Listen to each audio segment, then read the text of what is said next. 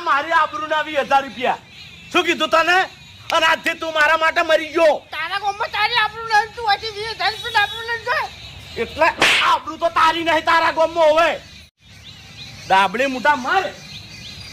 ખોટો આવું કામ થાય આઈડિયા આલી અને આને નેતે મન ફસાયો તો હવે જો હવે તું જો લ્યા તમ દરે માગુજી હા તમ પટીઓ મારી ખાલી એમણમ હા એમણમ